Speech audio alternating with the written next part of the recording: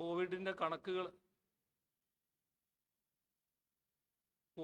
കണക്കുകൾ നിങ്ങൾക്ക് ലഭിച്ചിട്ടുണ്ടാകും. അതുകൊണ്ട് അതിലേക്ക് ഞാൻ പോകുന്നില്ല. ഇപ്പോൾ ഇന്നലെയുള്ള കണക്ക് പ്രകാരം കോവിഡ് രോഗികളുടെ എണ്ണം 45,995. സെപ്റ്റംബർ 25 ശേഷം രേഖപ്പെടുത്തിയ ഏറ്റവും കുറഞ്ഞ കണക്കാണിത്. രോഗം വളരെ വേഗത്തിൽ കുറയുന്ന പ്രവണതയാണ് കാണുന്നത്. കഴിഞ്ഞ ഒരാഴ്ചയിൽ മാത്രം 13% കുറവാണ് രോഗികളുടെ എണ്ണത്തിലുണ്ടായത്. ഒരു മാസം കൊണ്ട് രോഗികളുടെ എണ്ണത്തിൽ 30%-ലധികം കുറവ് വന്നിട്ടുണ്ട്. മാർച്ച് 1 മുതൽ വാക്സിൻ രാജ്യവ്യാപകമായി കൊടുത്തു വരികയാണ്. സംസ്ഥാനത്ത് പൊതുവെ നല്ല സ്വീകാര്യതയാണ് വാക്സിനുകൾക്ക് ലഭിക്കുന്നത്. ICMR-ന്റെ സഹായത്തോടെ ഭാരത് ബയോടെക് നിർമ്മിക്കുന്ന കോവാക്സിനുമായി ബന്ധപ്പെട്ട് ചില സംശയങ്ങൾ ജനങ്ങൾക്കിടയിലുണ്ടായിരുന്നു. അതിൻ്റെ 3ാം ഘട്ട പരീക്ഷണ ഫലങ്ങൾ ലഭിക്കാനുണ്ടായ കാലതാമസത്തിൻ്റെ ഭാഗമായി വാക്സിൻ എടുക്കാൻ ജനങ്ങൾക്കിടയിൽ അല്പം വിമുഖതയും ഉണ്ടായിരുന്നു. ഇപ്പോൾ 3ാം ഘട്ട പരീക്ഷണ ഫലങ്ങളുടെ ഇടക്കാല റിസൾട്ട് ICMR തന്നെ പുറത്തുവിട്ടിട്ടുണ്ട്. അതനുസരിച്ച് 81% ഫലപ്രാപ്തി ആ വാക്സിൻ ഉണ്ടെന്നാണ് കണ്ടെത്തിയിരിക്കുന്നത്. വളരെ തീവ്ര ലക്ഷണങ്ങളോടുകൂടിയ കോവിഡ് മരണങ്ങളും തടയാൻ ഈ വാക്സിന് സാധിക്കുമെന്ന വിവരങ്ങളാണ് പുറത്തുവിട്ടിരിക്കുന്നത്. അതുകൂടാതെ ICMR അറിയിച്ച മറ്റൊരു കാര്യം, UK-യിലും മറ്റുമുണ്ടായ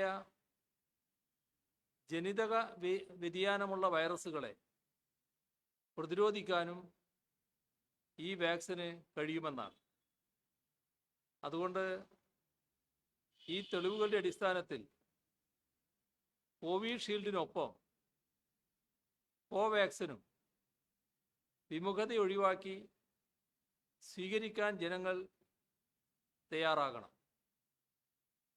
ഇന്നലെ വരെ 3,47,801 ആരോഗ്യ പ്രവർത്തകർ ഒരു ഡോസ് വാക്സിൻ സ്വീകരിച്ചു. ഇതിൽ 1,31,143 ആരോഗ്യ പ്രവർത്തകർ 2 ഡോസ് വാക്സിനും സ്വീകരിച്ചു കഴിഞ്ഞു. 91,916 മുന്നണി പോരാളികൾക്കും 1,14,243 തെരഞ്ഞെടുപ്പ് ഉദ്യോഗസ്ഥർക്കും 30,061 60 വയസ്സിന് മുകളിൽ പ്രായമുള്ളവർക്കും 45 വയസ്സിന് മുകളിൽ പ്രായമുള്ള മറ്റസുഖമുള്ളവർക്കും വാക്സിൻ നൽകിയിട്ടുണ്ട്.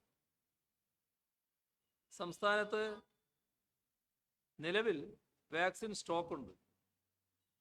ഇതുകൂടാതെ മാർച്ച് 9-ന് 21 ലക്ഷം ഡോസ് വാക്സിനുകൾ എത്തുമെന്നാണ് കേന്ദ്ര ആരോഗ്യ മന്ത്രാലയം അറിയിച്ചിട്ടുള്ളത്.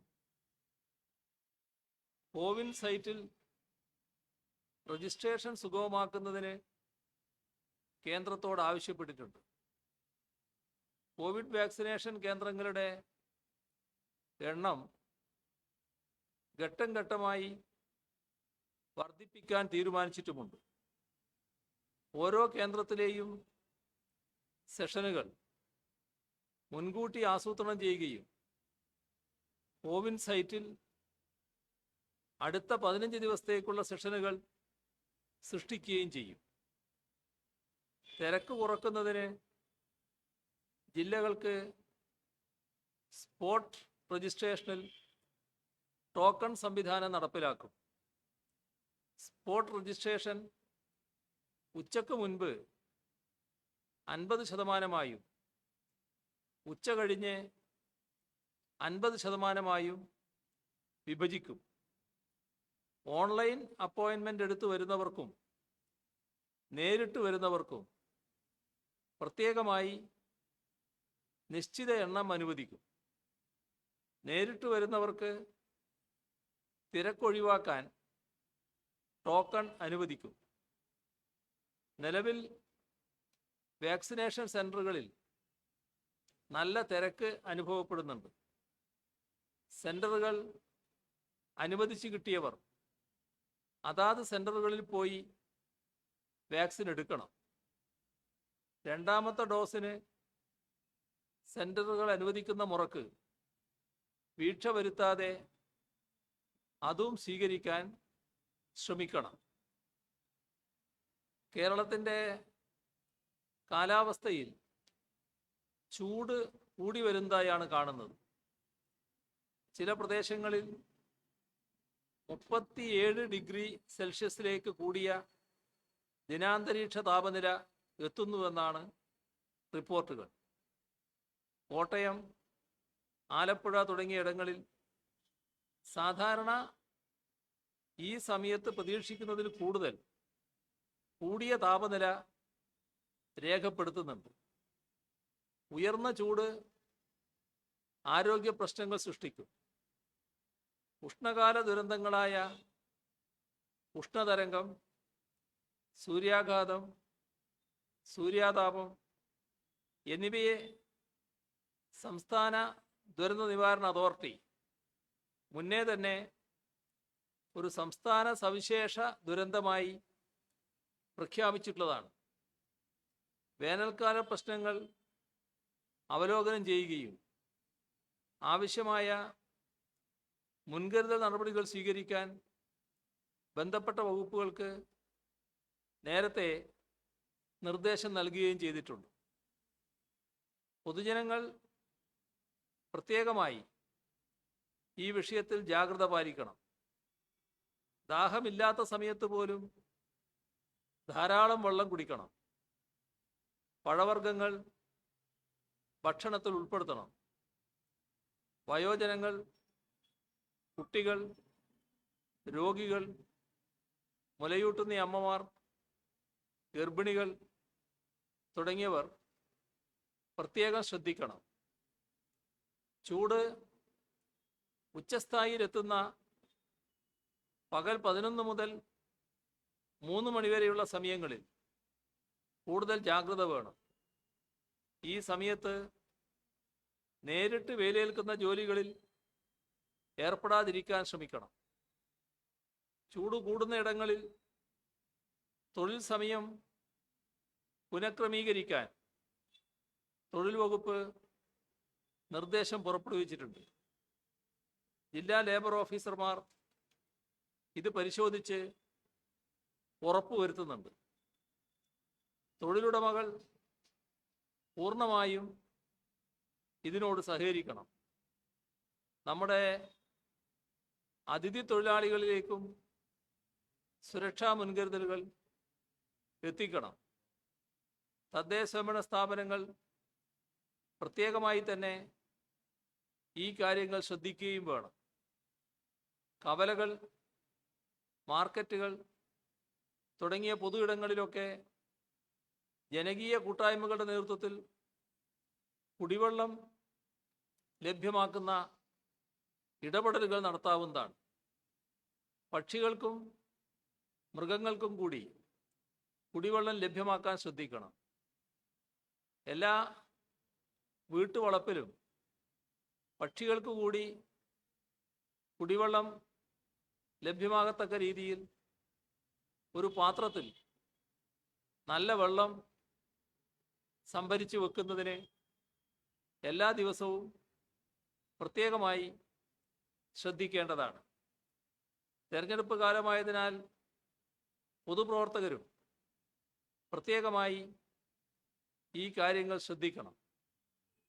സ്ഥാനാർത്ഥികളും മറ്റ് തെരഞ്ഞെടുപ്പ് പ്രവർത്തനങ്ങളിൽ ഏർപ്പെടുന്നവരും ഉദ്യോഗസ്ഥരും ആവശ്യമായ വിശ്രമവും വെള്ളവും തണലും ഉറപ്പാക്കിക്കൊണ്ടായിരിക്കണം പ്രവർത്തിക്കേണ്ടത്.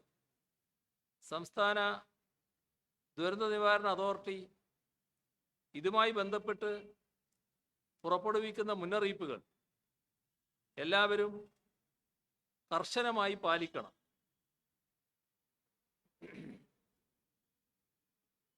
തെരഞ്ഞെടുപ്പ് പ്രഖ്യാപിച്ച ഈ ഘട്ടത്തിൽ നമ്മുടെ സംസ്ഥാനത്ത് മാതൃകാ പെരുമാറ്റച്ചട്ടം നിലവിലുണ്ട്. ഭരിക്കുന്ന കക്ഷിക്കും മറ്റ് കക്ഷികൾക്കും തെരഞ്ഞെടുപ്പ് രംഗത്ത് തുല്യത ഉറപ്പുവരുത്തുക എന്നതാണ് മാതൃകാ പെരുമാറ്റച്ചട്ടത്തിൻ്റെ ഉദ്ദേശം. ഇവിടെ അതിന് വിരുദ്ധമായ കാര്യങ്ങൾ ചിലത് സംഭവിക്കുന്നു. കേന്ദ്ര ഭരണകക്ഷിയുടെ മുതിർന്ന നേതാവ് കൂടിയായ ധനകാര്യമന്ത്രി ഇവിടെ വന്ന് അടിസ്ഥാനരഹിതമായ ചില ആരോപണങ്ങൾ ഉന്നയിക്കുന്നു. കേരളത്തിൻ്റെ വികസനത്തിനായി മുൻകൈയെടുക്കുന്ന കിഫ്ബിക്കെതിരായാണ് ഫെബ്രുവരി 28-ന് അവർ ഒരു പ്രസംഗം നടത്തിയത്. ആ പ്രസംഗത്തിലെ ആരോപണങ്ങൾ ജനങ്ങൾ മുഖവിലക്കെടുക്കുന്നില്ല എന്ന അറിവ് അവർക്കുള്ളതുകൊണ്ടാവണം തൻ്റെ വകുപ്പിൻ്റെ നിയന്ത്രണത്തിലുള്ള അന്വേഷണ ഏജൻസിയായ എൻഫോഴ്സ്മെന്റ് ഡയറക്ടറേറ്റിനെ ഉപയോഗിച്ച് സംസ്ഥാന സർക്കാരിനെ ആക്രമിക്കാൻ ശ്രമം ആരംഭിച്ചത്. കേന്ദ്ര ധനമന്ത്രിയുടെ ഇംഗിതം നടപ്പാക്കാൻ ചില കേന്ദ്ര അന്വേഷണ ഉദ്യോഗസ്ഥർ അതിരുകവിഞ്ഞ വ്യഗ്രത കാട്ടുന്നു. കിഫ്ബിയിലെ ഉദ്യോഗസ്ഥരെ വിളിച്ചു വരുത്തി കാര്യങ്ങൾ അറിയുന്ന മാർഗമല്ല അവർ സ്വീകരിച്ചത്. സ്ത്രീകളടക്കമുള്ള ഉദ്യോഗസ്ഥരോട് മാന്യതയുടെ അതിര് ലംഘിക്കുന്ന പെരുമാറ്റങ്ങളുണ്ടായി. മാർച്ച് 2-ന് ദൃശ്യമാധ്യമങ്ങളിലൂടെ കിഫ്ബിക്കെതിരെ ED അന്വേഷണമെന്നും കിഫ്ബിയുടെ സിഇഒക്കും ഡെപ്യൂട്ടി സിഇഒക്കും സമൻസ് അയച്ചിട്ടുണ്ടെന്നും വലിയ രീതിയിൽ വാർത്ത പ്രചരിച്ചു. ഉദ്യോഗസ്ഥർക്ക് സമൻസ് കിട്ടുന്നതിന് മുൻപേ മാധ്യമങ്ങളിലൂടെ പ്രചാരണം വരികയാണ്. അങ്ങനെ പ്രത്യേകമായൊരു അന്തരീക്ഷം രൂപപ്പെടുത്താനുള്ള നീക്കമാണ് ഉണ്ടായത്. മുൻപും കേന്ദ്ര അന്വേഷണ ഏജൻസികളുടെ ഭാഗത്ത് നിന്ന് ഇത്തരം നീക്കങ്ങൾ ഉണ്ടായിരുന്നു. അവ സംബന്ധിച്ച് പരസ്യമായി തന്നെ നേരത്തെ ഞങ്ങൾ പറഞ്ഞിട്ടുള്ളതുമാണ്. അക്കാര്യം ചൂണ്ടിക്കാട്ടി ബഹുമാനപ്പെട്ട പ്രധാനമന്ത്രിക്ക് കത്തെഴുതുകയും ചെയ്തിട്ടുണ്ട്.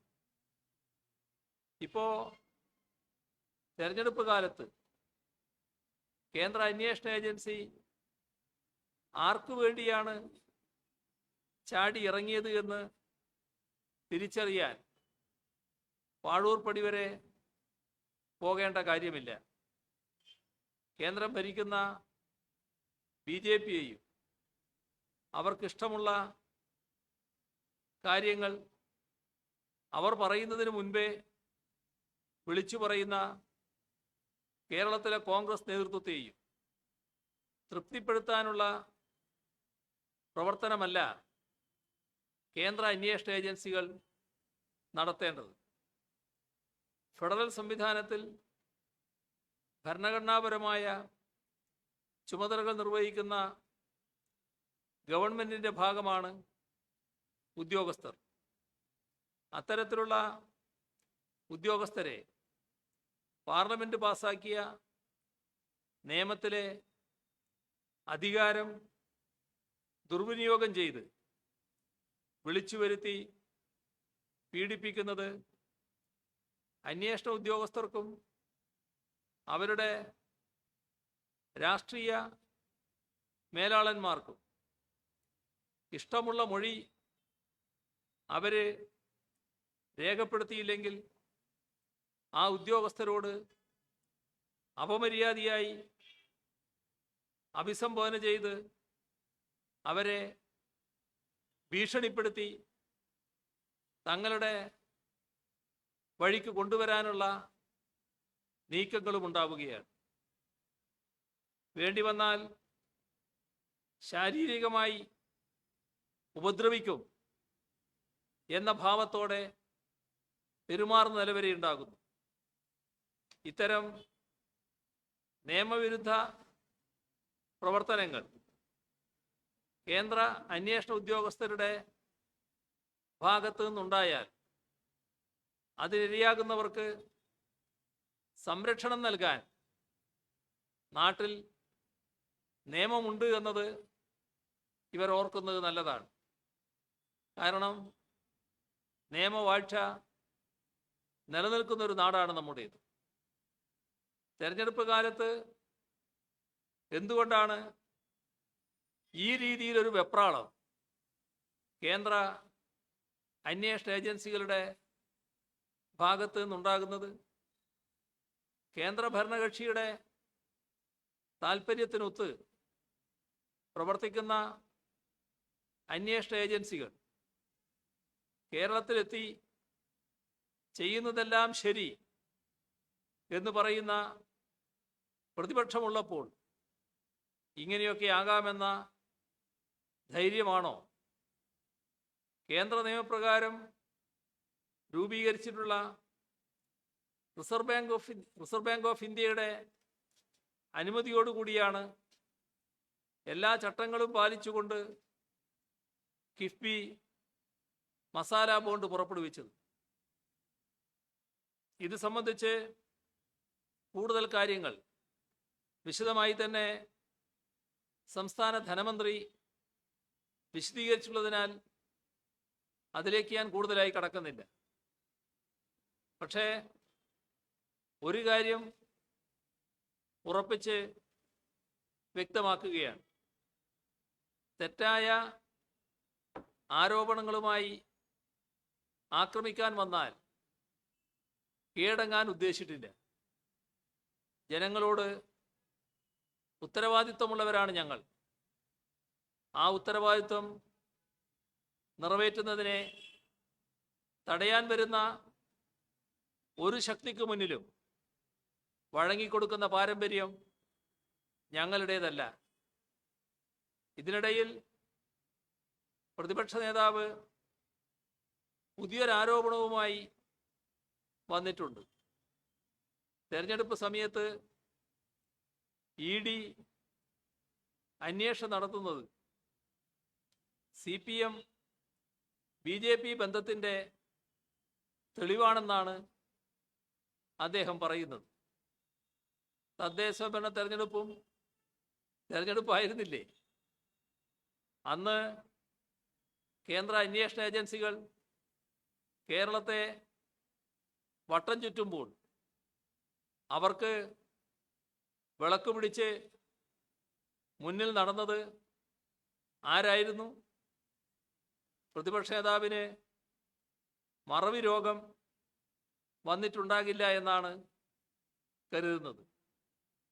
ഇതിനു മുൻപും പലതരം ആക്രമണങ്ങൾ BJPയുടെയും കോൺഗ്രസിൻ്റെയും ഭാഗത്തു നിന്നും ഉണ്ടായിട്ടുണ്ട്. CPIMഉം ഇടതുപക്ഷ പ്രസ്ഥാനവും അവയെ നേരിട്ടിട്ടുമുണ്ട്. കേരളത്തിൻ്റെ വികസനത്തിന് ഒരു മാർഗരേഖയുണ്ടാക്കി കൃത്യമായ ആസൂത്രണത്തോടെയാണ് സംസ്ഥാന സർക്കാർ മുന്നോട്ട് നീങ്ങുന്നത്. അതിന് എന്തെല്ലാം തടസ്സമുണ്ടാക്കാമോ അതെല്ലാം പ്രതിപക്ഷ നേതാവിൻ്റെ പാർട്ടിയും കിഫ്ബിയുടെ കാര്യത്തിൽ ഉണ്ടാക്കിയിട്ടുമുണ്ട്. ആകാശകുസുമം, മലർപ്പൊടിക്കാരൻ്റെ സ്വപ്നം എന്നൊക്കെ ഉച്ചത്തിൽ വിളിച്ചു പറഞ്ഞത് ആരായിരുന്നു? പക്ഷേ ഒരു കാര്യം നാം ശ്രദ്ധിക്കണം. സ്വന്തം മണ്ഡലത്തിൽ കിഫ്ബിയുടെ പദ്ധതി വേണ്ട എന്ന് ഏതെങ്കിലും ഒരു ഘട്ടത്തിൽ പ്രതിപക്ഷ നേതാവ് പറയുന്നത് ആരും കേട്ടിട്ടില്ല. സംസ്ഥാന സർക്കാരിനെതിരെ കേന്ദ്ര ഏജൻസികൾ നടത്തിയ എല്ലാ നീക്കങ്ങളെയും ഞങ്ങൾ നേരിട്ടത് നിയമപരമായാണ്. കഴിഞ്ഞ കുറേ മാസങ്ങളിൽ UDFും BJPയും ഒരേ വികാരത്തോടെയാണ് സർക്കാരിനെ ആക്രമിച്ചത്. എന്തൊക്കെ ആരോപണങ്ങളാണ് ഉന്നയിച്ചത്? ഏതെല്ലാം കള്ളക്കഥകളാണ് മെനഞ്ഞത്? ഇപ്പോൾ എവിടെയാണ് അവയെല്ലാം? സർക്കാരുമായി ബന്ധമുള്ള ഒരാൾക്കെങ്കിലും സ്വർണ്ണക്കടത്ത് കേസുമായോ മറ്റ് ആരോപണങ്ങളുമായോ ബന്ധമുണ്ടെന്ന് സ്ഥാപിക്കാൻ കഴിഞ്ഞോ?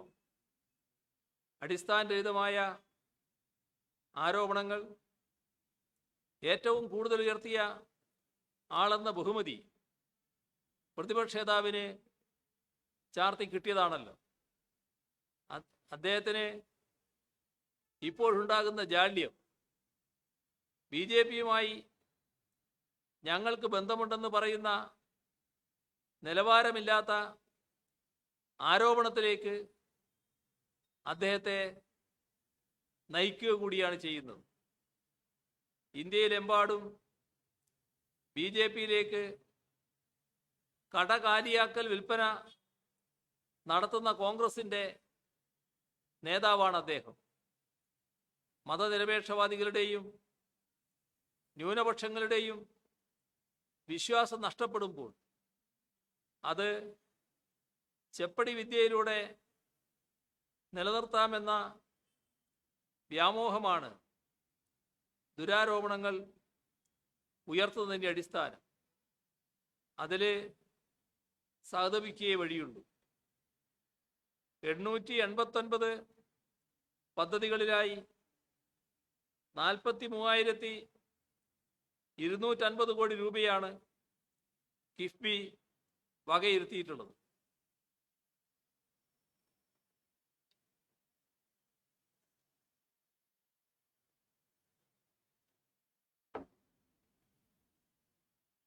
അതിനു പുറമെ വിവിധ പദ്ധതികൾക്കായി സ്ഥലമേറ്റെടുക്കുന്നതിന് 20,000 കോടി രൂപക്കും അനുമതി നൽകിക്കഴിഞ്ഞു. മൊത്തം 63,250 കോടി രൂപയാണ് കേരളത്തിനായി കിഫ്ബി ചെലവഴിക്കാൻ പോകുന്നത്. കേരളത്തിൻ്റെ ചരിത്രത്തിൽ ആദ്യമായാണ് ഇത്ര വലിയ തുക നമുക്ക് വികസനത്തിനായി മാറ്റിവെക്കാൻ കഴിയുന്നത്. അതിനെ തകർത്തിട്ട് എന്താണ് നിങ്ങൾക്ക് നേടാനുള്ളത്? PWDയുടെ 389 പദ്ധതികൾക്കായി നീക്കിവെച്ച 18,043 കോടി രൂപ പാഴാകണം എന്നാണോ നിങ്ങൾ ആഗ്രഹിക്കുന്നത്? നമ്മുടെ കുട്ടികളുടെ വിദ്യാഭ്യാസ സൗകര്യങ്ങൾ മെച്ചപ്പെടുത്താനായി 138 പദ്ധതികളിലായി നീക്കിവെച്ച 2,861 കോടി രൂപ അങ്ങ് പോയിക്കോട്ടെ എന്നാണോ ഈ വിവാദ വ്യാപാരികൾ ആഗ്രഹിക്കുന്നത്? 22 പദ്ധതികളിലായി മത്സ്യബന്ധന മേഖലയിൽ വകയിരുത്തിയ 441 കോടി രൂപ ആരോഗ്യ കുടുംബക്ഷേമത്തിനായി 57 പദ്ധതികൾക്ക് വകയിരുത്തിയ 4240 കോടി രൂപ, IT വികസനത്തിനായി അനുമതി നൽകിയ 1412 കോടി രൂപ, വൈദ്യുതി മേഖലയുടെ വികസനത്തിനായി വകയിരുത്തിയ 5200 കോടി രൂപ. ഇതെല്ലാം ഈ നാടിന് ഉപകരിക്കേണ്ട, നഷ്ടപ്പെട്ടു പോകട്ടെ എന്നാണോ ഇവർ മോഹിക്കുന്നത്? ഇവിടെ ഒന്നും നടക്കരുത്, എല്ലാം നശിക്കട്ടെ എന്നാണോ ഇവരുടെ ചിന്ത? നിങ്ങൾ സർക്കാരിനെ ആക്രമിച്ചോളൂ, പക്ഷേ അത് ഈ നാട്ടിലെ ജനങ്ങളുടെ ക്ഷേമത്തിൻ്റെ കടക്കൽ കത്തിവെച്ചാകരുത്. ഒരു കാര്യമേ പറയാനുള്ളൂ, അതിന് ഞങ്ങൾ അനുവദിക്കില്ല. കിഫ്ബി വഴി സംഭരിച്ച തുക കേരളത്തിൽ തന്നെ ചെലവഴിക്കും.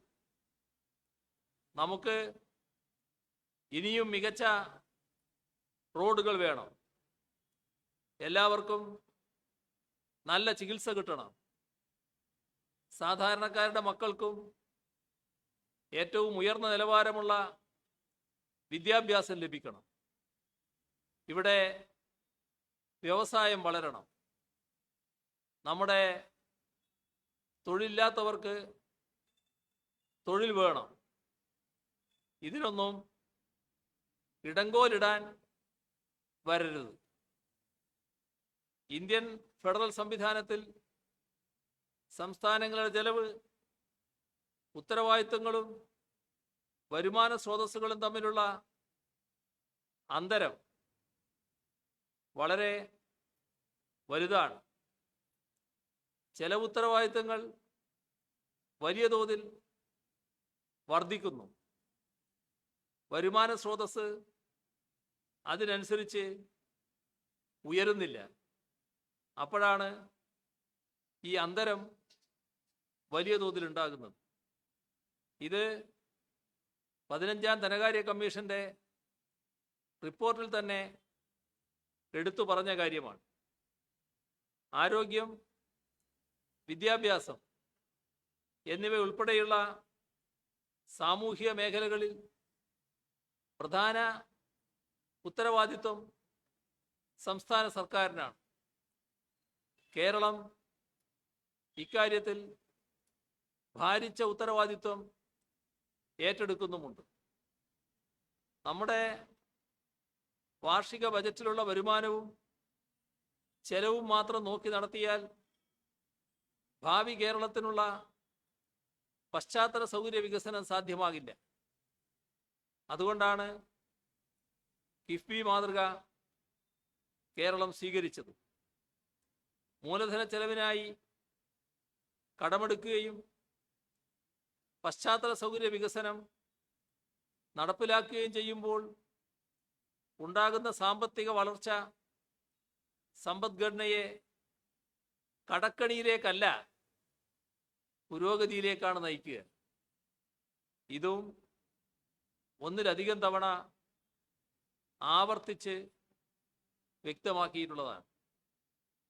മോട്ടോർ വാഹന നികുതിയുടെ ഒരു ഭാഗവും പെട്രോളിയം സെസ്സും ഭാവി വികസനത്തിനായി നീക്കിവെക്കുന്ന ഒരു മാതൃകയിലൂടെയാണ് കിഫ്ബിയുടെ ധനസമാഹരണം. ഇതിനു പുറമെയാണ് ദേശീയ അന്തർദേശീയ തലത്തിൽ ധനകാര്യ നിക്ഷേപകരുടെ വിശ്വാസമാർജിക്കാൻ കഴിഞ്ഞത് കാരണം മസാല ബോണ്ടുകൾ ഉൾപ്പെടെ കിഫ്ബിക്ക് സമാഹരിക്കാൻ കഴിഞ്ഞത്. സർക്കാർ നടത്തിയ വികസനത്തിൻ്റെ മുഖമുദ്രകൾ ഇന്ന് സംസ്ഥാനത്തുടനീളം കാണാൻ കഴിയും. ഇവ സ്വയം സംസാരിക്കുന്ന തെളിവുകളാണ്, വാചകങ്ങളിലൂടെ പറഞ്ഞറിയിക്കേണ്ടവയല്ല. ഇത് ഈ നാട്ടിലെ ജനങ്ങൾ കാണുന്നുണ്ട്. സാമുദായിക വികാരം ഇളക്കിവിട്ട് തെരഞ്ഞെടുപ്പുകളെ നേരിട്ട പാരമ്പര്യമുള്ള BJPക്കും വികസനം അങ്ങനെ നടക്കുന്നുവെന്ന് അംഗീകരിക്കാൻ മടിയുള്ള കേരളത്തിലെ പ്രതിപക്ഷത്തിനും ഒരേ സ്വരവും ഒരേ ലക്ഷ്യവുമാണ്. വേറിട്ട വികസന മാതൃകയും സാമൂഹ്യക്ഷേമ പദ്ധതികളും നടത്തി മുന്നേറുന്ന ഇടതുപക്ഷ പ്രസ്ഥാനങ്ങളെ ഒറ്റപ്പെടുത്തി BJPയെ ആ സ്ഥാനത്ത് പ്രതിഷ്ഠിക്കുക എന്ന തീവ്ര ശ്രമത്തിൽ ഏർപ്പെട്ടിരിക്കുകയാണ് കേരളത്തിലെ കോൺഗ്രസ്. അതുകൊണ്ടാണ് പ്രതിപക്ഷ നേതാവ് അന്വേഷണ ഏജൻസികൾ കേരളത്തിൽ നടത്തുന്നതെല്ലാം ശരിയാണ് എന്ന് വിളിച്ചു പറയുന്നത്. ഇവിടെ ശ്രദ്ധിക്കേണ്ട ഒരു കാര്യം, സ്വന്തം അഖിലേന്ത്യാ നേതൃത്വത്തെ പോലും പ്രതിപക്ഷ നേതാവ് തള്ളിപ്പറയുകയുണ്ടായി. പുതുച്ചേരിയിലെ സർക്കാർ വീണതിന് ശേഷം ഞങ്ങളെ ജയിപ്പിച്ചില്ലെങ്കിൽ ഞങ്ങൾ BJPക്കാരായി മാറും എന്ന് പറയുന്ന തലത്തിലേക്ക് കോൺഗ്രസ് അധപ്പതിക്കുകയാണ്. ഈ നാട്ടിലെ മതന്യൂനപക്ഷങ്ങളും മതനിരപേക്ഷവാദികളും ഇത്തരം ആളുകളെ എങ്ങനെയാണ് വിശ്വസിക്കുക? ഇവിടെ BJPക്കും കോൺഗ്രസിനും ഇടതുപക്ഷ ജനാധിപത്യ മുന്നണി തകർന്നു കാണുകയാണ് വേണ്ടത്. അതിന് കേരളത്തെ തന്നെ തകർക്കാനുള്ള മാനസികാവസ്ഥയിലേക്കും അവരെത്തുന്നു. ഇന്നാട്ടിൽ തലയുയർത്തി നിൽക്കുന്ന ആരോഗ്യ കേന്ദ്രങ്ങളും ഹൈടെക്കായ ആധുനിക വിദ്യാലയങ്ങളും മികച്ച സൗകര്യമുള്ള റോഡുകളും പാലങ്ങളും ഇതെല്ലാം അടക്കം അനേകം മറുപടികൾ അവർക്ക് മുന്നിലുണ്ട്. അധികാരം ദുർവിനിയോഗിച്ച് രാഷ്ട്രീയ അട്ടിമറി നടത്താമെന്ന വ്യാമോഹത്തിന് മുന്നിൽ മുട്ടുമടങ്ങുന്നവരെ BJP നേതൃത്വവും കേന്ദ്ര ഏജൻസികളും കണ്ടിട്ടുണ്ടാകാം. ഭയപ്പെടുത്തി വരുതിയിലാക്കിയ കുറെ കോൺഗ്രസ് നേതാക്കളെയും അവർക്ക് പരിചയമുണ്ടാകാം. പക്ഷേ ആ പരിപ്പൊന്നും ഇവിടെ വേവില്ല. ഇത് കേരളമാണ്. ഇവിടെ അത്തരം വിരട്ടുകൊണ്ട് നിങ്ങൾ ഉദ്ദേശിക്കുന്ന കാര്യം നടക്കില്ല എന്ന് മാത്രം പറഞ്ഞു വെക്കുകയാണ്. അധികാരത്തിൽ വന്നാൽ ലൈഫ് മിഷൻ പിരിച്ചുവിടുമെന്ന് UDF നേതാക്കൾ പ്രഖ്യാപിച്ചു. എല്ലാ മിഷനുകളും ഇല്ലാതാക്കുമെന്ന് പ്രഖ്യാപിച്ചു. കേരള ബാങ്ക് പിരിച്ചുവിടുമെന്ന് പറഞ്ഞു. മുൻപ് ജനകീയ ആസൂത്രണം തകർത്തവരാണ് നിങ്ങൾ. ഇപ്പോൾ കിഫ്ബിയുടെ ആരാച്ചാരാകാൻ നോക്കുന്നു. UDFും BJPയും ചേർന്ന് ഈ കേരളത്തെ നശിപ്പിക്കാൻ തുനിഞ്ഞിറങ്ങിയാൽ കയ്യും കെട്ടി നോക്കിയിരിക്കാൻ ഈ നാട്ടിലെ ജനങ്ങൾ തയ്യാറാകുമെന്ന് നിങ്ങൾ കരുതുന്നുണ്ടോ? ഇത് ജനാധിപത്യ രാജ്യമാണ് എന്നത് നിങ്ങൾ മറന്നുപോയോ? മറ്റൊരു കാര്യം കൂടി ഇവിടെ സൂചിപ്പിക്കേണ്ടതുണ്ട്. ഭരണ തുടർച്ചയുണ്ടായാൽ കോൺഗ്രസ് തകരും. കോൺഗ്രസ് തകർന്നാൽ കോൺഗ്രസ്സുകാരെല്ലാം BJPയിൽ പോകും. അത് തടയാൻ UDFനെ ജയിപ്പിക്കണം. ഇങ്ങനൊരു പ്രചാരണം ജമാഅത്തെ ഇസ്ലാമിയും മുസ്ലിം ലീഗും ചേർന്ന് ന്യൂനപക്ഷങ്ങൾക്കിടയിൽ നടത്തുന്നുണ്ട്. BJPയെ പിടിച്ചുകെട്ടാൻ ശേഷിയുണ്ടെന്ന് അവകാശപ്പെടുന്ന കക്ഷിയാണ് കോൺഗ്രസ്. അതിൻ്റെ നേതാക്കൾ തന്നെ തോറ്റാൽ ഞങ്ങൾ BJPയിൽ ചേർന്ന് കളയുമെന്ന് വിലപിക്കുകയാണ്. ഇത് ഇവിടുത്തെ ന്യൂനപക്ഷത്തെ ലക്ഷ്യമിട്ടുള്ള അപഹാസ്യമായ നാടകമാണ്. എന്നാൽ നാം കാണേണ്ടത് തോറ്റാലല്ല, ജയിച്ചാലാണ് MLA-മാർ BJPയിലേക്ക് പോവുക എന്ന് രാഹുൽ ഗാന്ധി തന്നെ തിരുത്തിയത് നാം ഓർക്കണം.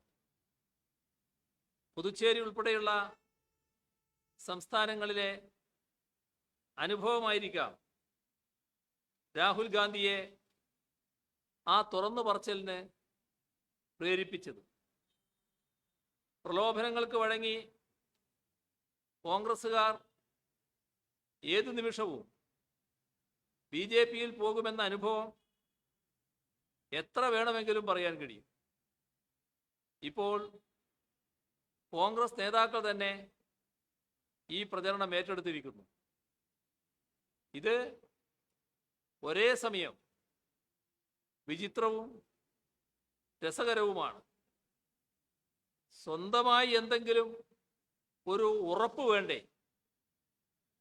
ഇത്തരം പ്രചാരണം കൊണ്ട് മതന്യൂനപക്ഷങ്ങളെ വഞ്ചിക്കാം എന്ന വ്യാമോഹമൊന്നും വേണ്ടതില്ല. ആക്രമണോത്സുകമായ ഹിന്ദു വർഗീയതയുടെ ആപത്ത് നിരന്തരം നേരിടുന്നവരാണവർ. കേന്ദ്രഭരണവും BJPയുടെ നേതൃത്വത്തിലുള്ള സംസ്ഥാന സർക്കാരുകളും മതന്യൂനപക്ഷങ്ങളെ കൈയൊഴിയുന്ന രീതിയാണ് സ്വീകരിക്കുന്നത്. കോൺഗ്രസ് ഭരിക്കുന്ന സംസ്ഥാനങ്ങളിലും അവർ സുരക്ഷിതരല്ല.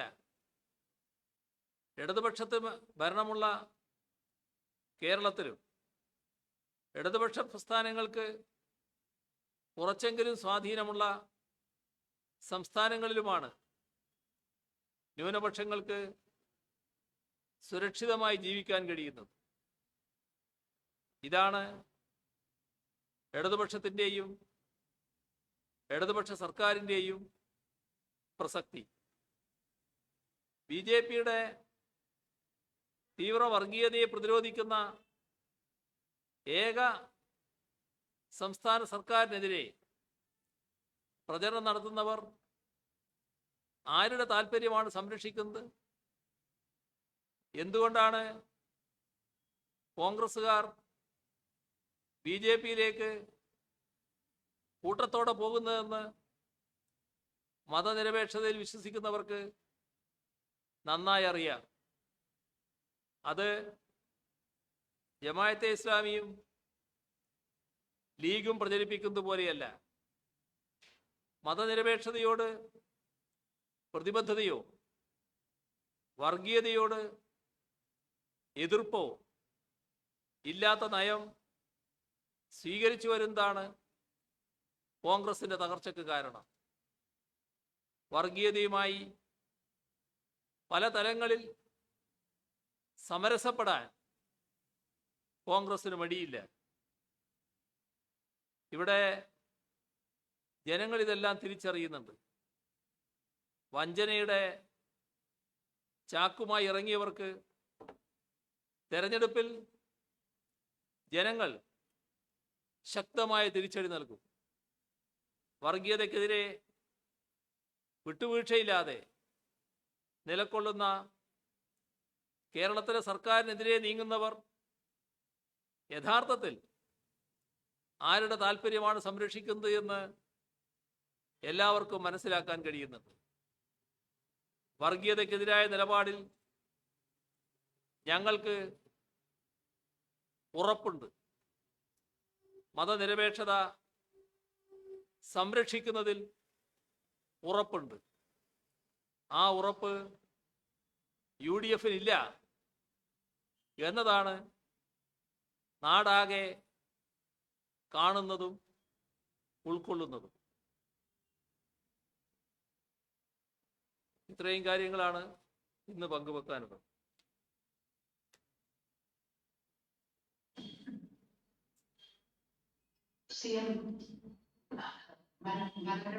ശ്രീദേവിയാണ്. സിഎം പറഞ്ഞു ഈ കേന്ദ്ര ഏജൻസികൾ ഇവിടുത്തെ ഉദ്യോഗസ്ഥർക്കെതിരെ കടുത്ത നടപടികൾ നിയമവിരുദ്ധമായ ചില നടപടികളുമായി മുന്നോട്ട് പോയാൽ നോക്കിയിരിക്കില്ല, സർക്കാർ നിയമപരമായിട്ടുള്ള നടപടികളിലേക്ക് നീങ്ങുമെന്ന്. ഇത്തരത്തിൽ കേന്ദ്ര ഏജൻസികൾക്കെതിരെ ഇപ്പോൾ അനുഭവത്തിലെ ഉദ്യോഗസ്ഥർ തന്നെ രേഖാമൂലം പരാതി തന്നിട്ടുണ്ട്. അത് കണക്കിലെടുത്തുകൊണ്ട് കേന്ദ്ര ഏജൻസികൾക്കെതിരെ നിയമ നടപടികളിലേക്ക് സംസ്ഥാന സർക്കാർ നീങ്ങുമോ? അത് സാധ്യമാണ്? അതിനുള്ള നിയമോപദേശം സർക്കാർ എഴുതിയിട്ടുണ്ടോ? ഇക്കാര്യത്തില് നിയമപരമായ നടപടികൾ നേരത്തെ സ്വീകരിച്ചത് നിങ്ങളെല്ലാം കണ്ടതാണ്. അത് നമ്മുടെ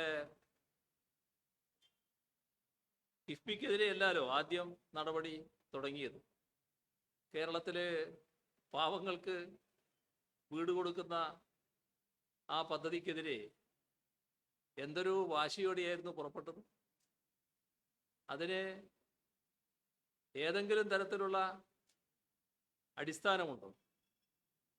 ലൈഫ് എന്താണെന്ന് കേരളത്തിലെ ജനങ്ങൾക്കെല്ലാം അറിയാം. പക്ഷേ ദുരുപദിഷ്ടമായ ആക്ഷേപങ്ങൾ ഉന്നയിച്ചുകൊണ്ടാണ് വന്നത്. ഞങ്ങളതിനെ നിയമപരമായി തന്നെയാണ് നേരിട്ടത്. അപ്പോൾ നിയമവിരുദ്ധമായ പ്രവർത്തനങ്ങൾ ഉണ്ടാകുമ്പോൾ നിയമപരമായി നേരിടുന്ന രീതി സ്വീകരിക്കും. പിന്നെ ഈ കേന്ദ്ര അന്വേഷണ ഏജൻസികളിലെ ഉദ്യോഗസ്ഥർ മാത്രമാണ് ഉദ്യോഗസ്ഥരെന്നും മറ്റ് ഉദ്യോഗസ്ഥരൊക്കെ ഉദ്യോഗസ്ഥരല്ലെന്നും ഉള്ള സമീപനം സ്വീകരിക്കുന്നത് ശരിയല്ല. ഏത് ഏജൻസിയുടെ എത്ര പ്രാമാണികരായ ഉദ്യോഗസ്ഥരായാലും അവർ വിളിച്ചു വരുത്തുന്ന സംസ്ഥാന ഗവൺമെന്റുമായി ബന്ധപ്പെട്ട ഉദ്യോഗസ്ഥരോട് മാന്യമായി പെരുമാറാനുള്ള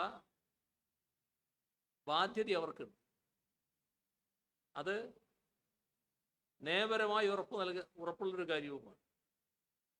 അതിൽ നിന്ന് വ്യത്യസ്തമായി മര്യാദ വിട്ട പെരുമാറ്റം ഇവിടെ കിഫ്ബിയുടെ ഉദ്യോഗസ്ഥരെ വിളിച്ചപ്പോൾ ഈ അന്വേഷണ ഏജൻസിയിൽ നിന്നുണ്ടായി എന്ന പരാതികളും ഉയർന്നിട്ടുണ്ട്. അപ്പം അത്തരം കാര്യങ്ങളൊക്കെ സ്വാഭാവികമായും നിയമപരമായ നടപടികൾ വിളിച്ചു വരുത്തുന്നതാണ്.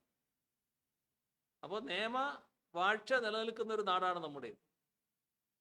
ഏതൊരു പൗരനും തൻ്റെ ദുരനുഭവത്തെക്കുറിച്ച്, നേരിടേണ്ടി വന്ന നിയമവിരുദ്ധമായ പീഡനത്തെക്കുറിച്ച് പരാതിപ്പെടാൻ അവകാശമുണ്ട്.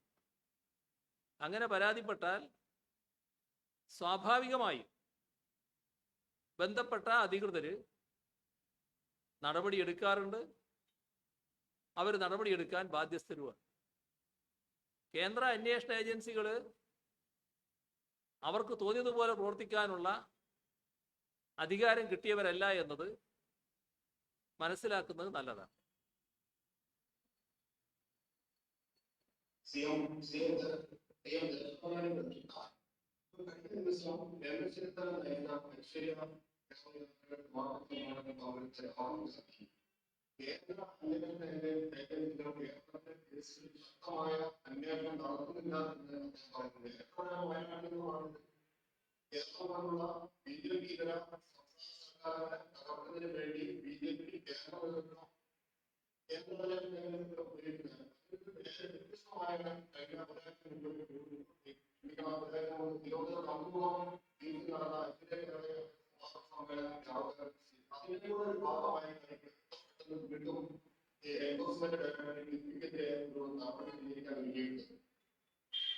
ഇവിടെ ശ്രീ രാഹുൽ ഗാന്ധി കോൺഗ്രസിൻ്റെ ദേശീയ തലത്തിലുള്ള പ്രധാനപ്പെട്ട ഒരു നേതാവാണ്.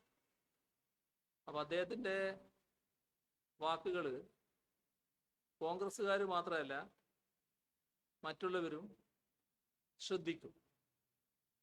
എന്നാൽ രാഹുൽ ഗാന്ധിക്ക് ഈ കാര്യത്തിൽ ഒരു അഭിപ്രായ സ്ഥിരത ഇല്ല എന്നാണ് അദ്ദേഹത്തിന്റെ ഈ രണ്ട് ഘട്ടത്തിലുള്ള നിങ്ങൾ ചൂണ്ടിക്കാണിച്ച പ്രസ്താവനകൾ വ്യക്തമാക്കുന്നത്. അതിനിടയാക്കിയ കാരണം എന്താണ്? ആദ്യഘട്ടത്തിൽ അദ്ദേഹം കോൺഗ്രസിന്റെ അഖിലേന്ത്യാ നേതാവായി തന്നെയാണ് ഇവിടെ വന്നത്. ആ ഘട്ടത്തിലും ഇവിടുത്തെ കോൺഗ്രസ് നേതൃത്വവും കോൺഗ്രസ് നേതാക്കളും LDF സർക്കാരിനെതിരെ വലിയ പ്രചാരണങ്ങൾ നടത്തിക്കൊണ്ടിരിക്കുന്നുണ്ട്. മാത്രമല്ല, കേന്ദ്ര അന്വേഷണ ഏജൻസികൾ ആ സമയം വലിയ തോതിൽ കേരള സർക്കാരിനെ അപകീർത്തിപ്പെടുത്തുമാറ് ഇടപെടുന്ന നിലയുമുണ്ടായിരുന്നു. അതിന് തപ്പുകൊട്ടിക്കൊടുക്കുന്ന നിലയാണ് കോൺഗ്രസ് നേതൃത്വം ഇവിടെ സ്വീകരിച്ചത്. യഥാർത്ഥത്തിൽ ആ കോൺഗ്രസ് നേതൃത്വത്തിനുള്ള ഒരു മറുപടി എന്ന നിലയിലാണ് ആ സമയം രാഹുൽ ഗാന്ധിയുടെ പ്രസ്താവന വന്നത്. അദ്ദേഹം പറഞ്ഞു, രാജ്യത്താകെയുള്ള BJP ഇതര ഗവൺമെന്റുകൾക്കെതിരെ ഇത്തരത്തിലുള്ള തെറ്റായ നീക്കങ്ങൾ നടക്കുകയാണ്. കേന്ദ്ര അന്വേഷണ ഏജൻസികൾ വഴിവിട്ട നടപടികൾ എടുക്കുകയാണ്. അതിനെ അപലപിക്കുന്ന നിലയാണ് അദ്ദേഹം സ്വീകരിച്ചത്. അന്ന് ആ പ്രസ്താവന കേരളത്തിലെ കോൺഗ്രസ് നേതാക്കളുടെ മുഖത്തേൽക്കുന്ന അടിയായി മാറി. അപ്പോഴായിരുന്നു ഇവിടുത്തെ കാര്യം ഞങ്ങൾ നോക്കിക്കോളാം, അത് പറയാൻ വേണ്ടി അഖിലേന്ത്യാ നേതാക്കൾ വരേണ്ടതില്ല എന്നുവരെ പറയുന്ന അവസ്ഥ ഇവിടെയുള്ള കോൺഗ്രസ് നേതാക്കൾ സ്വീകരിച്ചു. രാഷ്ട്രീയ പാർട്ടികളുടെ പ്രവർത്തന രീതി അറിയാവുന്ന എല്ലാവരെയും ആശ്ചര്യപ്പെടുത്തിയ സംഭവമായിരുന്നു. കാരണം രാഹുൽ ഗാന്ധിയെ പോലുള്ള കോൺഗ്രസിന്റെ പ്രധാനിയായ അഖിലേന്ത്യാ നേതാവിനെതിരെ പരസ്യ പ്രതികരണം കേരളത്തിലെ കോൺഗ്രസ് നേതൃത്വത്തിന്റെ ഭാഗത്ത് നിന്നുണ്ടാവുകയായിരുന്നു. എത്രമാത്രം അപകടകരമായ രീതിയിലേക്ക് കേരളത്തിലെ കോൺഗ്രസ് നേതൃത്വം നീങ്ങുന്നു എന്നതിന്റെ തെളിവ് കൂടിയായിരുന്നു. ആ ഘട്ടത്തിൽ BJPയും കേരളത്തിലെ കോൺഗ്രസ് നേതൃത്വവും തോളോട് തോൾ ചേർന്ന് ഇടതുപക്ഷ ജനാധിപത്യ മുന്നണിയെയും സർക്കാരിനെയും ആക്രമിച്ചുകൊണ്ടിരിക്കുകയായിരുന്നു. എന്നാൽ അതിനുശേഷം സ്വാഭാവികമായും രാഹുൽ ഗാന്ധിയുടെ അടുത്ത് ഇവരെല്ലാം ഈ നില ഞങ്ങൾക്ക് വലിയ ക്ഷീണമുണ്ടാക്കിയെന്ന് പറഞ്ഞിട്ടുണ്ടാകാം, ഞങ്ങളെ സഹായിക്കണമെന്ന് അഭ്യർത്ഥിച്ചിട്ടുണ്ടാകാം. അതിൻ്റെയൊക്കെ ഫലമായി രാഹുൽ ഗാന്ധി ഇവിടെ വന്നപ്പോൾ നിങ്ങൾ പറഞ്ഞ രണ്ടാമത്തെ പ്രസ്താവന, കേന്ദ്ര ഏജൻസി വേണ്ട രീതിയിൽ ഇടപെടുന്നില്ല എന്ന തരത്തിൽ പ്രസ്താവന നടത്തുകയുണ്ട്. അത് നേരത്തെ അദ്ദേഹം നടത്തിയ പ്രസ്താവനക്ക് ഘടകവിരുദ്ധമായിട്ടുള്ളതാണ്. നേരത്തെ അദ്ദേഹം പറഞ്ഞത് BJP ഇതര സർക്കാരുകളുള്ള സംസ്ഥാനങ്ങളിലൊക്കെ കേന്ദ്ര ഏജൻസികളുടെ കടന്നുകയറ്റം നടക്കുന്നുവെന്നാണ്. എന്നാൽ ഇവിടെ അങ്ങനെ നടക്കുന്നില്ല എന്ന് പറഞ്ഞുകൊണ്ട് ഇവിടുത്തെ കോൺഗ്രസ്സുകാരുടെ അപേക്ഷ സ്വീകരിക്കുന്ന നിലയാണ് അദ്ദേഹം എടുത്തത്. അദ്ദേഹം മനസ്സിലാക്കിയില്ല അത്തരമൊരു പ്രസ്താവനയിലൂടെ അദ്ദേഹത്തിന്റെ നിലവാരത്തിൽ വരുന്ന തകർച്ച. നേരത്തെ പറഞ്ഞ അഭിപ്രായം ഏതാനും ദിവസം കൊണ്ട് മാറ്റി പറയുമ്പോൾ ഒരു രാഷ്ട്രീയ നേതാവെന്ന നിലക്ക് അദ്ദേഹത്തിനുണ്ടാകുന്ന ഇടിവ് അദ്ദേഹം മനസ്സിലാക്കിയില്ല എന്നാണ് തോന്നുന്നത്. ഏതായാലും നിങ്ങൾ പറഞ്ഞ കാര്യം ശരിയാണ്. കേരളത്തിലെ UDF എന്ന പ്രതിപക്ഷ വിഭാഗം സർക്കാരിനെതിരെയുള്ള ഏത് നടപടിയെയും കേന്ദ്ര ഏജൻസികളുടെ തെറ്റായ എല്ലാ നീക്കങ്ങളെയും പിന്താങ്ങാനുണ്ട് എന്ന സന്ദേശം അതിലൂടെ നൽകുകയും, അതാണ് നേരത്തെ ഞാൻ സൂചിപ്പിച്ച രീതിയിൽ കേന്ദ്ര അന്വേഷണ ഏജൻസികളുടെ ഇപ്പോഴത്തെ ഇടപെടലും അതിനനുകൂലമായുള്ള കേരളത്തിലെ പ്രതിപക്ഷത്തിൻ്റെ നീക്കങ്ങളും എന്ന് നമുക്കെല്ലാവർക്കും മനസ്സിലാക്കാൻ കഴിയുന്ന കാര്യം.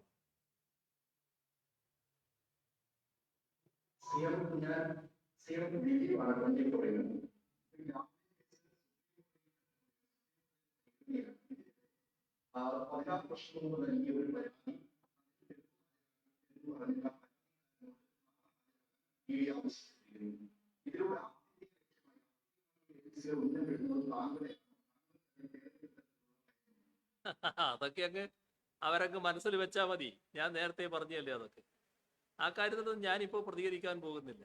ഈ ഒരു ഏജൻസി അന്വേഷണം നടത്തി എല്ലാ കാര്യങ്ങളും പൂർത്തീകരിച്ചതിന് ശേഷം മറ്റൊരു ഏജൻസിക്ക് എന്താണ് ആ കാര്യത്തിൽ അന്വേഷിക്കാനുള്ളത് എന്ന് അവരന്വേഷിക്കട്ടെ, അത്രയും എനിക്ക് പറയാൻ. ഏതായാലും ആളുകൾക്കെല്ലാം ഇത് വ്യക്തമാവും എന്താണെന്നുള്ളത്. ഈ പറയുന്ന വ്യക്തി ആരാണെന്ന് എല്ലാവർക്കും അറിയാം. എന്തായിരുന്നു നേരത്തെ എന്നെക്കുറിച്ച് പറഞ്ഞിരുന്നതെന്നറിയാം. അത് സംബന്ധിച്ച് അന്വേഷിച്ചത് ഇവരെ കീഴേ നിൽക്കുന്ന ഒരു ഏജൻസി അല്ലാലോ CBI എന്ന് പറയുന്നത്. അങ്ങനെയൊരു CBI ആണ് അന്വേഷിച്ചത്. ആ അന്വേഷണത്തിന്റെ ഭാഗമായി അവരുടെ കണ്ടെത്തലുകളും ഉണ്ടായിട്ടുണ്ടാവും. അതൊക്കെ അവരുടെ ഫയലിൽ കാണേണ്ട കാര്യമാണല്ലോ, അത് ഞാൻ പറയേണ്ടതല്ല. അപ്പൊ അത് ഒരു തമാശയായിട്ട് മാത്രമേ എടുക്കേണ്ടതായിട്ടുള്ളൂ. ഇതൊക്കെ ഈ ഒരു തരത്തിലുള്ള വിരട്ടൽ രീതികളാണ്. അതാണ് ഞാൻ പറഞ്ഞത്, അതങ്ങ് കയ്യിൽ വെച്ചാൽ മതി. നമ്മുടെ നാട്ടിൽ ചിലവാകുന്ന ഒന്നല്ലത്. അവര് കണ്ട തരത്തിലുള്ള ആളുകളല്ല ഇവിടെയുള്ളത്. അതവരാദ്യം മനസ്സിലാക്കണം.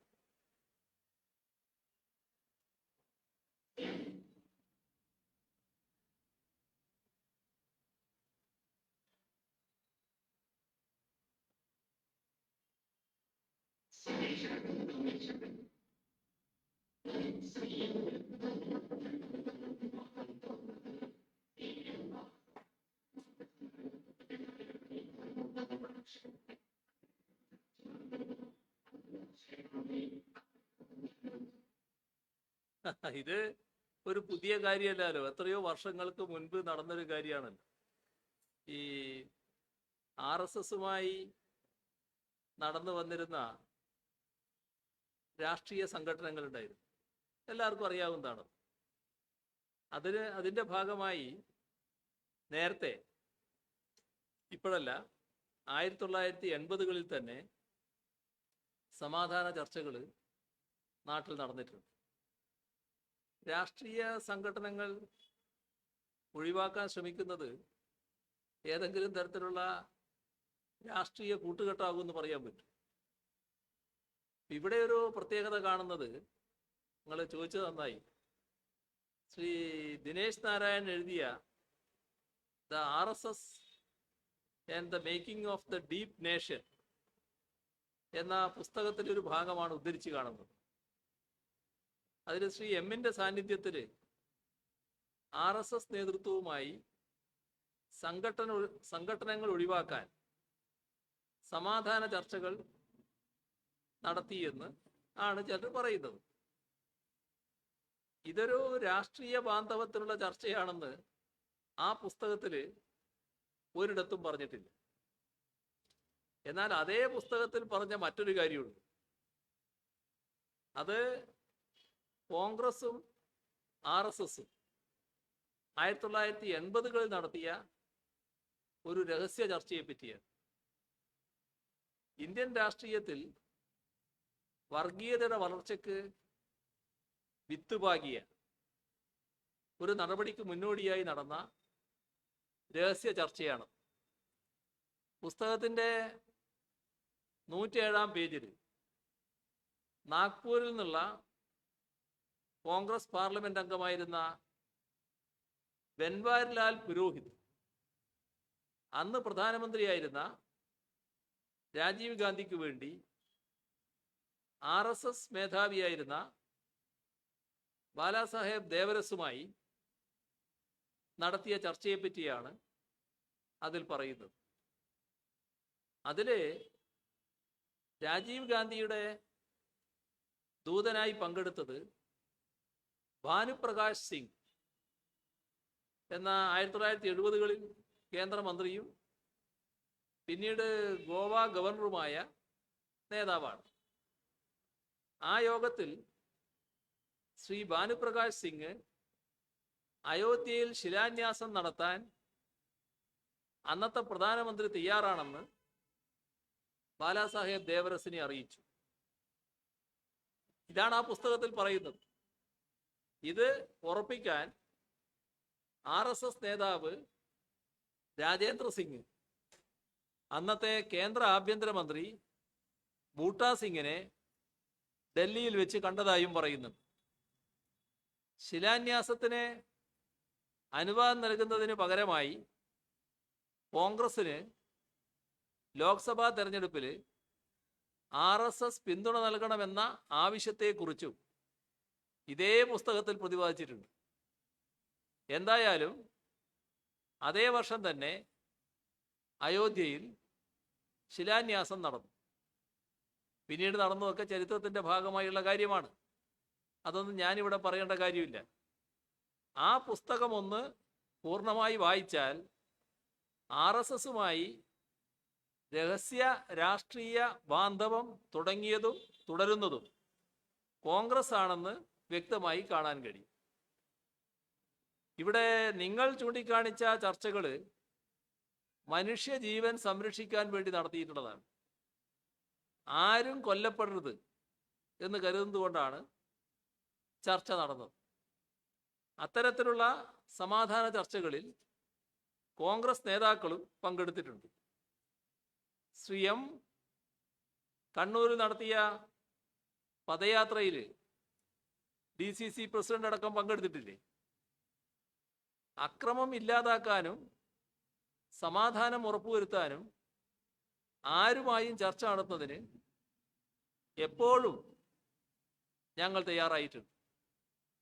ഉഭയകക്ഷി ചർച്ചകളിലൂടെ പ്രശ്നം പരിഹരിക്കണമെന്ന നിലപാടാണ് സംഘർഷ വിഷയം ചർച്ച ചെയ്യുന്ന സർവകക്ഷി യോഗങ്ങളിലടക്കം അഭിപ്രായമായി ഉയർന്നു വന്നത്. അതായത് മറ്റു കക്ഷികളൊക്കെ ഉഭയകക്ഷി ചർച്ചകളിലൂടെ പ്രശ്നം പരിഹരിക്കണമെന്ന നിർദ്ദേശം വെച്ചിരുന്നു. അതിൻ്റെ എല്ലാം തുടർച്ചയായാണ് ഉഭയകക്ഷി ചർച്ച നടന്നത്. ഉഭയകക്ഷി ചർച്ച നടന്ന കാര്യം രഹസ്യമാക്കി വെച്ചിട്ടില്ല. നിയമസഭയിലടക്കം ഉഭയകക്ഷി ചർച്ച നടന്നിട്ടുള്ള കാര്യം വ്യക്തമാക്കിയതുമാണ്. ഇവിടെ ഒരു കാര്യം മാത്രമേ ആവർത്തിച്ച് വ്യക്തമാക്കാനുള്ളൂ. തലയിൽ മുണ്ടിട്ടുകൊണ്ട് ഞങ്ങളൊരു ചർച്ചക്കും പോയിട്ടില്ല. OLB സഖ്യം പോലെ രാഷ്ട്രീയ കള്ളക്കച്ചവടത്തിന് തലയിൽ മുണ്ടിട്ട് പോയവര് നമ്മുടെ ഇവിടെ തന്നെ ഉണ്ട് എന്ന് നമുക്ക് എല്ലാവർക്കും അറിയാം. അപ്പോൾ വലിയൊരു പ്രശ്നം, പരസ്പരം കൊല നടക്കുന്നൊരു ഘട്ടം, ആ ഘട്ടത്തിൽ അത് പരസ്പര ചർച്ചയിലൂടെ പരിഹരിച്ചുകൂടെ എന്നൊരു നിർദ്ദേശം വന്നാൽ മുഖ്യമന്ത്രി എന്ന നിലയിൽ സ്വാഭാവികമായും അതിനു വേണ്ട നടപടിയെടുക്കണ്ടേ? ഞാനിവിടെ പറഞ്ഞതുപോലെ നേരത്തെ അതിനു മുൻപുള്ള സർവകക്ഷി യോഗം ചേർന്നിട്ടുണ്ട്. അതിലും ഈ നിർദ്ദേശം ഉയർന്നു വന്നിട്ടുണ്ട്. അങ്ങനെയാണ് രണ്ടു കൂട്ടരെയും ഇരുത്തിക്കൊണ്ടുള്ള ചർച്ച നടന്നത്. അതിൽ എം കൂടി പങ്കാളിയായിരുന്നു എന്നുള്ളത് വസ്തുതയാണ്. എം അതിന് മുൻകൈയും എടുത്തിരുന്നു. അദ്ദേഹം എൻ്റെ അടുത്ത് വന്ന് കാര്യങ്ങൾ സംസാരിച്ചിരുന്നു. അത് പ്രായോഗികമാണോ എന്ന് ഞാൻ ചോദിച്ചിരുന്നു. ഞാൻ രണ്ടു കൂട്ടരുമായി ബന്ധപ്പെടാമെന്ന് അദ്ദേഹം തന്നെ പറഞ്ഞു. അങ്ങനെയൊക്കെയാണ് ആ ചർച്ച സാധ്യതപ്രായമാകുന്നത്. പിന്നെ എമ്മിനെ കുറിച്ച് കാണേണ്ടത്, ഞാൻ അദ്ദേഹത്തെ വിലയിരുത്തിയിട്ടുള്ളത് അദ്ദേഹം ഒരു സെക്കുലറായ സന്യാസി വര്യനാണെന്നാണ്, ഒരു യോഗി വര്യനാണ്. അതാണ് ഞാൻ അദ്ദേഹത്തെക്കുറിച്ച് വിലയിരുത്തിയിട്ടുള്ളത്. ഏതെങ്കിലും തരത്തിലുള്ള വിഭാഗീയതയുടെ വക്താവേയല്ല അദ്ദേഹം. അതുകൊണ്ട് തന്നെയാണ് അദ്ദേഹത്തെ പോലൊരാളുമായി അസോസിയേറ്റ് ചെയ്യാൻ ഞാൻ തയ്യാറായിട്ടുള്ളത്. ബാക്കി കാര്യങ്ങൾ നമുക്ക് പിന്നെ എടുക്കാം, സമയം കഴിഞ്ഞു പോയി. ശരി.